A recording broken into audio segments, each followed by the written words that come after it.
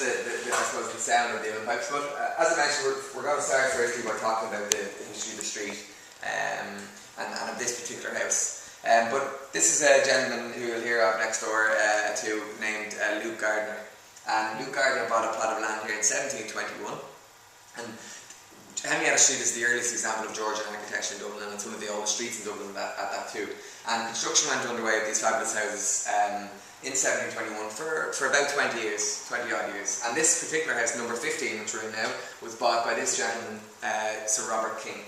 And he bought the house in 1748, and he lived here to his death in 1755. And he was replaced, or succeeded then I should say, by his brother Edward, who was just next to there. And there was a long line of kings that lived in the house over the next few decades. But the King family were a very wealthy Protestant family.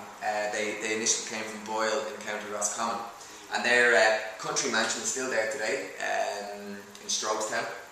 It's a family museum currently in quite a hot tourist spot these days. But the reason they would have had the house up in Dublin here in Herrietta Street, as well as their country abode, was because that they were members of Parliament. And at the time, the Parliament was over in College Green, where the Bank of Ireland is now. And it was the first multifunctioning Parliament of the British Empire. It served both the Commons and the Lords, which was quite unusual at the time. But with the French Revolution of 1789 and our own rebellion of Vinegar Hill in 1798, the English introduced the Act of Union in 1800, which essentially abolished the Irish Parliament in entirety, and everything was thereafter legislated through Westminster. But it was a very difficult time for people living in Ireland, and people expressed their views and their frustrations through song, dance, and all types of music. And it was a very poignant era for Irish music in particular. And lots of great tunes that we would play today were written around that time, around 1800.